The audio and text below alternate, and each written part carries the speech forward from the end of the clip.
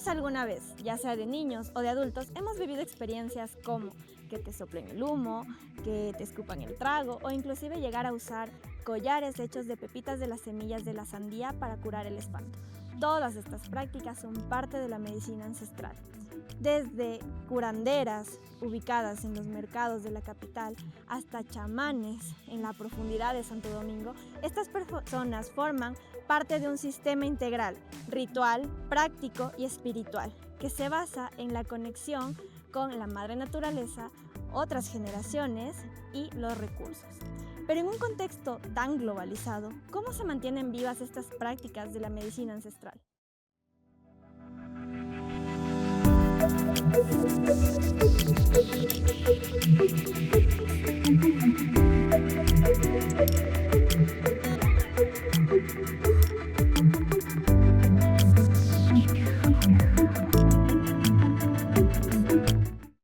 Para responder esta pregunta tan interesante, hemos invitado al director nacional de Medicina Intercultural, el doctor Edwin Moroch. Un gusto, Edwin, gracias por estar aquí con nosotros, acompañándonos. Como le mencionaba hace un momento que estábamos conversando, nosotros queremos indagar en esto de la medicina ancestral.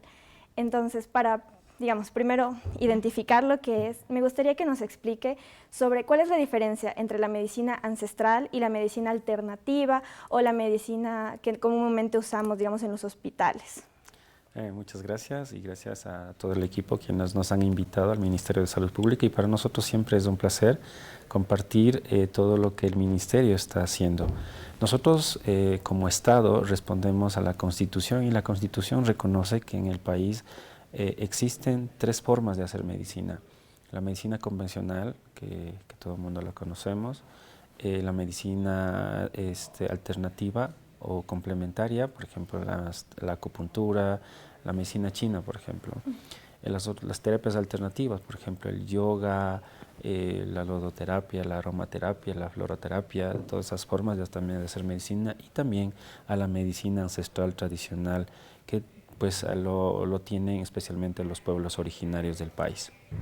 Entonces, ¿cuál es la diferencia? Bueno, todas las tres formas de hacer medicina tienen un solo objetivo: buscar la sanación de las personas, ¿no? Que se curen, que se rehabiliten, que vivan en un ambiente adecuado, ideal para la salud. Las tres formas tienen las mismas, pero ¿cuál es el enfoque? ¿Cuál es la diferencia que ellas tienen? Pues creo que hay que partir desde su origen, desde la ontología. La medicina convencional pues tiene su origen y dice, bueno, pues que el hombre es el centro de todo, ¿no? Que alrededor de nosotros están todas las determinantes, todos los factores que hacen salud.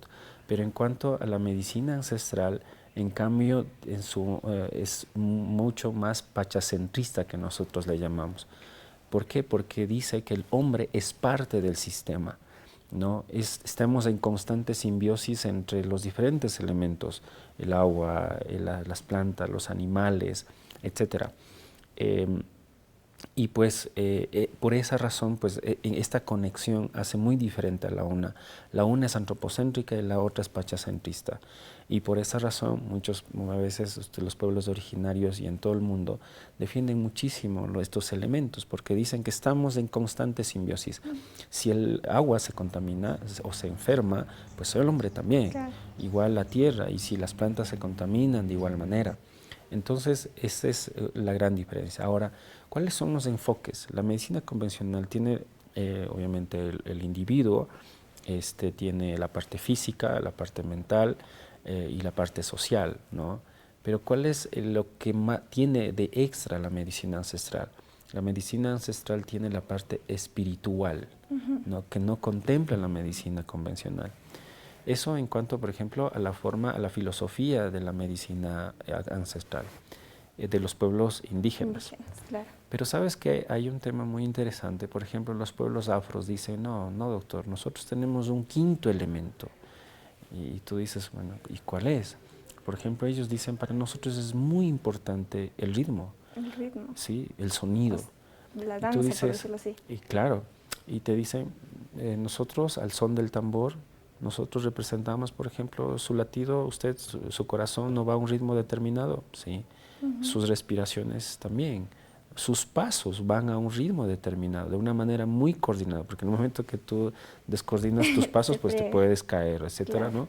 Entonces, ellos dicen, para nosotros hay un quinto elemento muy importante. Entonces, cada uno de de estas formas de entender tienen su filosofía, su base, ¿no? Entonces, te podría decir que tenemos un fin común, pero que sí tenemos una diferencia en el origen, prácticas y en el origen, en el origen de las medicinas, pero también en los enfoques con los que nosotros abordamos hacer medicina. ¿Sí? ¿Sabías que en la medicina ancestral existen plantas llamadas energéticas porque no solo ayudan a mejorar la salud, sino también a limpiar el espíritu? El romero, la albahaca, el palo santo, todas estas plantas ayudan a lo que es liberar las malas energías, atraer la protección y devolver el equilibrio al cuerpo. Estas plantas usualmente son utilizadas en rituales como las limpias, comúnmente conocidas, o en ofrendas. Tiene Santa María, Ruda, Chilca, Marco, Sauco y Eucalipto. Aparte de eso, nosotros de aquí tenemos la ortiga. Como les dije, la ortiga es buena para el estrés. Nosotros también utilizamos, por ejemplo, para la envidia y todo eso. Ahorita el joven le acabamos de dar una velita blanca que es para dar la protección y la salud. Y en ese sentido, por ejemplo, digamos, yo considero, y de lo que hemos visto, que estas prácticas se van perdiendo por un tema de globalización, por decirlo así, porque muchos años considero que la medicina ancestral se perdió o se quedó relegada debido a que empezó, digamos, a ser más activa la medicina convencional. Entonces, como mencionaba en la Constitución, ya es reconocido. ¿Considera usted que tal vez desde que salió esta nueva Constitución se ha formalizado de alguna forma la medicina ancestral? Porque antes ya era bien considerado como, incluso ahora hay un estigma un poco marcado sobre que hacen brujería, que eso es malo, que lo que hagas se te rebota, o sea, es como, hay desinformación, podría decírselo, y tal vez eso con la nueva Constitución y, por ejemplo, con el código de ética que manejan, sea, digamos, formalizado o ya es más respetable, por decirlo así. Yo creo que hay que ir un poco mucho más atrás, ¿no? Tenemos que irnos un poco a la época de la conquista. Claro. ¿Sí?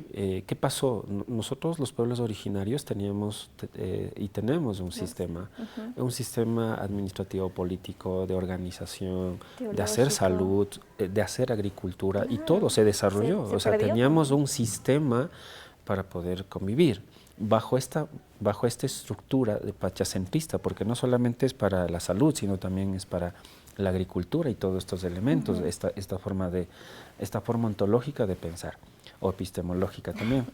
¿Qué es lo que sucedió? Cuando nosotros llegamos, hay un componente mágico, espiritual, muchas veces de la relación con las deidades, ¿no? Entonces, cuando viene la conquista, te dicen, muy bien, esto no está pegado mucho a la religión, especialmente a la religión, y todo lo que estaba fuera de esto, pues era considerado pagano, diabólico, etcétera. Y entonces, como llegaron, pues tenían que, la conquista, pues implementar sus formas de vivir, sus formas de creer. Entonces, si se desapegaban de esto, pues era obviamente considerado bajo esta denominación. Y es así que muchas de estas prácticas fueron mal vistas, y pues obviamente la gente trató de ocultarse, ¿no? Y por eso tú dices ahorita, a veces en lo escondido y hasta ahora, tratan de practicar estas prácticas y saberes, ¿no? Pero porque hay un componente histórico, ¿no? O sea, y eso muchas veces también nos tenemos que conocer. Muchas veces nos olvidamos y decimos, no, hay que fortalecer la medicina ancestral. Pero ¿cómo tú abordas esta parte de la historia, ¿no? Entonces, es muy importante también retroceder y obviamente, cuando tú conozcas estas formas particulares de los pueblos, hay unos que sufrieron más que otros, ¿no? Entonces, hay unos que son más liberales y que pueden pues tranquilamente expresar sus formas y sus prácticas, pero hay otros que no, que se relegan mucho. Entonces, cada uno tuvo su historia y pues de demostrar estas formas de estas identidades. ¿Cómo hacemos, digamos, para poder fusionar de alguna forma la parte científica, la investigación científica, con esta parte espiritual, de respeto, de entrar, digamos, a las comunidades a conocer e informarse ¿Cómo lo realiza? Nosotros desarrollamos un documento que se llama el diálogo de saberes, ¿no? Para el diálogo, este diálogo es justamente para un poco sentarnos sin tener jerarquías, Iguales. una conversación de iguales, ¿no? En donde la partera se puede sentar con un especialista en ginecobstetricia o un sobador que se pueda sentar con un traumatólogo, ¿no? O un dirigente se pueda sentar con un funcionario que hace gestión administrativa en salud, ¿no? Y nos ponemos a conversar sobre un problema, ¿no? Entonces, para hacerte un paréntesis ahí, nos sentamos a conversar porque teníamos que fortalecer la salud materno-infantil en el país. Justo se le voy a preguntar sobre las parteras. Exactamente. Y entonces, un día nos sentamos, el señor viceministro, los principales directores nacionales de hospitales de primer nivel, de políticas y varios directores más y muchos otros especialistas en diferentes hospitales. Y por este lado teníamos las parteras y empezamos a conversar. ¿Y ellas son abiertas? O sea, claro que sí, claro tienen cierto grado de temor, pero el diálogo de saberes es para eso, justamente es eso, ¿no? Entonces, mira, al final de todo, claro, tuvimos que debatir muchos temas en el marco del respeto y todo lo demás, y concluimos de toda esa reunión que el nuevo protocolo que va a salir, que se está construyendo ahorita en el Ministerio, que es el protocolo de atención perinatal, que incluye el control de embarazo, el parto y el posparto, tiene que salir con un contexto intercultural. Claro. Y entonces estábamos ya escribiendo una partecita, uno de los capítulos, que es la recepción del bebé. Y la población del norte, en Otavalo, en las parteras de Imbabura, tienen una costumbre de que se llama la cosida de la boca. ¿Ya? Entonces, la primera palabra tú dices, ¿cómo van a coser la boca? No. Ese momento la partera recibe al bebé y empieza a aconsejarle, cantando, que tienes que ser un buen ciudadano, que tienes que ser un buen hijo, que no tienes que hacer cosas que no debes de hacer, ¿no? Y vas aconsejándole al bebé. Es como que le guían, digamos, de alguna forma. Pero en ese momento. Entonces nosotros decíamos, ¿cómo ponemos eso en evidencia científica, no? Claro. Entonces, y OPS nos ayudó, ¿cómo incluiríamos esas prácticas en un documento científico? Y ese documento, hicimos varios reuniones de expertos, pues ya está incluido en ese documento. Entonces, es cuestión de conversar, de sentarnos, de que nadie es mejor que nadie. Nosotros como médicos nos hemos formado y tenemos tenemos estos conocimientos y estas prácticas, ¿verdad? Pero las parteras también han desarrollado años. Mira, yo hice mi rural en lo último de la provincia de Napo, que se llama una parroquia Chontapunta, que yo llegaba a un punto en carro y de ahí tenía que irme en una canoa y después tenía que caminar. Yo quería morirme cuando ya llegué al centro de salud porque estaba totalmente aislado. Claro. Pero el único quien podía resolver los problemas de salud era yo ahí en el medio de la selva. Entonces se me demoró mucho un parto. Entonces me fui a buscar a la partera y le dije, Rosita se llama, somos muy grandes amigos, y digo, Rosita, ayúdame porque no. Y era como 10 de la noche y estaba tronando y iba a llover. Y dice, ¿sabes qué? Va a ser un varón. Wow. Y fue y le revisó, dice, ya no te preocupes, ya vengo. Y se fue y hizo sus conocimientos y trajo unas papas asadas y les puso en las trompas, a la altura, en el fondo a la altura del fondo uterino. Y en 5 minutos dio parto. ¡Wow! ¡Qué increíble! Y entonces yo tenía colocado todo el protocolo, un suero con las dosis de oxitocina para promover el tema del parto. Pero esa forma de articular esas prácticas, lo mío con la de ella, es justamente lo que establece el diálogo para poder articular. O sea, tu práctica, porque yo no le pregunté a ella ¿por qué? Claro. ¿No? Ni ella me pregunta por qué tú pones eso, ¿no? O sea, es respeto. Entonces, es justamente el nivel de respeto que nosotros establecemos en este diálogo y de esa manera articulamos y salvamos vidas. Claro, ¿no? es que ahí creo, tal vez desde mi punto de vista es tal vez un hecho de egos, que a veces es lo que niega el diálogo, el de decir, ¿por qué yo voy a aprender de alguien que a lo mejor yo me considero superior? Creo que ese es como el problema de que a veces no se articulan estos diálogos, es por un tema de egos, pero qué bueno, me alegro mucho de que estén, digamos, fomentando estos diálogos, porque como usted mencionaba, son conocimientos que pasan de generaciones en generaciones y es increíble. Yo creería que no es tanto por el tema de, sí puede ser mucho el tema de egos, ¿no? Yo me formé en esta universidad y nosotros nos pasa también. Me gradué en la central, me gradué y empiezan, ¿no? Pero es mucho más allá, creo que va mucho más el comprender. Mira, las parteras me decían, doctor Morocho, el parto es un evento frío, así nos decían, nos dicen las parteras. Yo decía, frío, o sea, ¿por qué frío? Y ellas, por costumbre en la Amazonía, el marido iba y cocinaba un buen caldo de gallina, así, pero de criolla, y les daba ese caldo, ¿no? Y se servían. Y esas mujeres se levantaban a las 4 horas, a 6 horas, y eso porque les insistía, porque si no ya se querían ir a las 2 horas, ¿no? Y se iban. Entonces, yo decía, ¿por qué será frío? ¿No? Entonces yo nunca conversaba con ellas de su saber, ¿no? Entonces un día digo, pero pensemos científicamente, ¿por qué pasa en el momento del parto?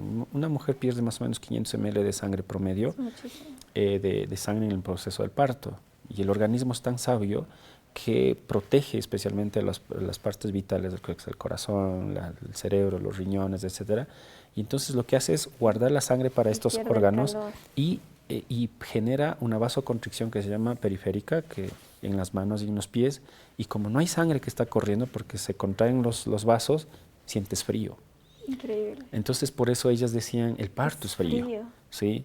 Y pues para nosotros es otra forma de entender. Entonces, mira, solamente es cuestión de pensar. Ellas lo llamaron un nombre porque les pasa, el organismo responde a un estado.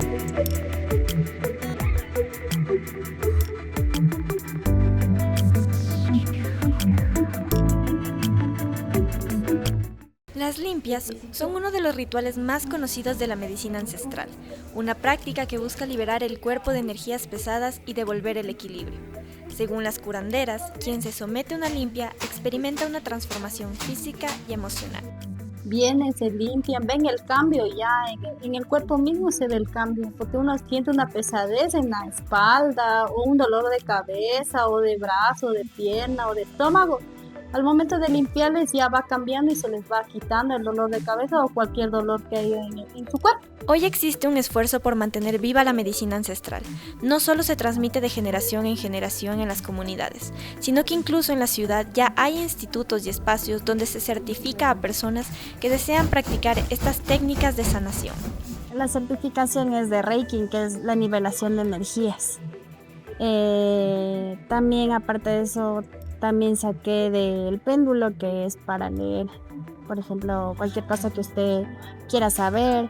Aparte de eso, también puedo medir la energía de su campo energético. Esto saqué en el ILADES, es un instituto de energía.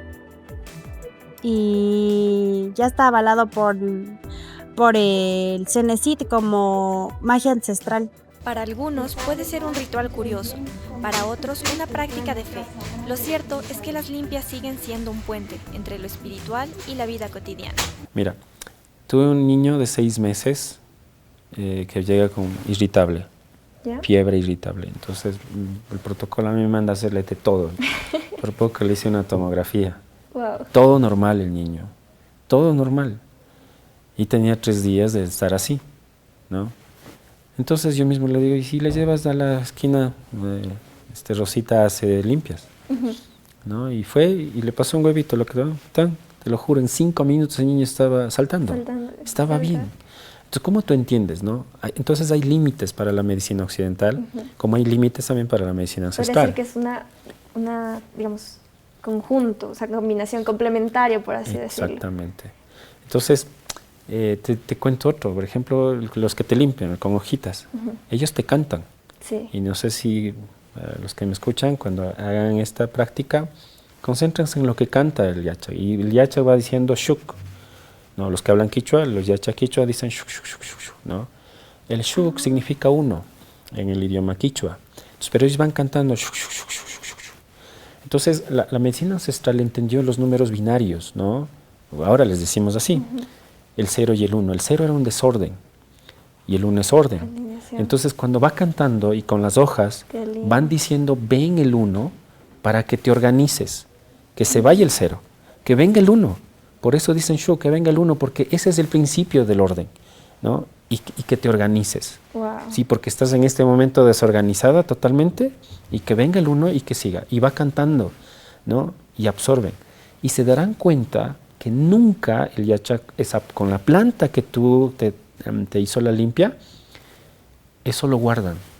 Y lo tienen que ir a dejar en un lugar sumamente alejado, porque se cargó de energías negativas todas las plantas, y las plantas te dejaron las cosas positivas que tienen que, inclusive algunos los queman. Ajá. ¿Sí? Hay curanderas, bueno, donde yo me he hecho, que me dicen como que cuando yo termino de hacer esto, cada cierto tiempo yo me tengo que ir a yo limpiarme como persona, a abrazar árboles, a conectar, digamos, con la naturaleza, pero precisamente, como decía, liberarme de lo que yo estoy absorbiendo de las otras personas. De verdad, es una práctica increíble. Claro, y es por eso, por el principio básico que te comenté, que nosotros somos, la medicina ancestral es pachacentrista, que está en conexión siempre con la naturaleza, siempre. Por esa razón te dice eso. Y además de eso, es que al igual que la medicina occidental, te dice, nosotros promovemos muchísimo la prevención. La medicina ancestral también. Entonces, cuando te dicen antes de que te sobrecargues, ven, ya esté tú, no te enojes, todos esos, los temas de prevención también los hacemos en la medicina ancestral. Y así tú te evitas enfermarte, ¿sí? Entonces también hay ese componente interesante. Wow, sumamente interesante. Me encantaría seguir hablando, la verdad es un tema que me apasiona mucho, que se me hace muy interesante, pero por temas de tiempo no podemos continuar mucho más. Entonces la última pregunta que le quería realizar para cerrar el programa es, ¿qué tan importante es la medicina ancestral para el Ecuador? Yo creo que es un derecho fundamental de los pueblos originarios. Tenemos que cuidarla, tenemos que protegerla como ecuatorianos, porque es parte de nuestra identidad. Es muy importante eso. Y todos tenemos que sumarnos a ese cuidado, porque estamos con muy pocas personas quienes los están practicando. Hay muy pocas investigaciones, no nos hemos dedicado a estudiar. Te pongo un tema. La medicina occidental tiene infraestructura, tiene normas, tiene para temas de investigación un montón, tiene personal administrativo que hacemos todo este tema. Tenemos unidades donde enseñan medicina. En el Ecuador hay 27 escuelas que forman profesionales de la salud. Pero la medicina ancestral, ¿qué tiene? ¿Tenemos infraestructura? No. ¿Tenemos escuelas que forman? No. O sea, estamos en desigualdad. Claro. Y lo que la Dirección Nacional de Intercultural con el Ministerio lo que hace es justo eso. Tratar de que esto de algún modo se equilibre. Pero que nos toca trabajar muchísimo y que es una responsabilidad colectiva. Es muy importante porque tenemos que proteger los derechos colectivos de los pueblos originarios. Muchísimas gracias, Edwin, por venir, por esta conversación súpermente interesante y bueno, invitar a nuestra audiencia sobre todo a que se sigan informando, que busquen más sobre este tema que es sumamente interesante y bueno, agradecerles sobre todo. Muchas gracias. Muchas gracias. Hasta luego, nos vemos en un siguiente episodio de Especialistas.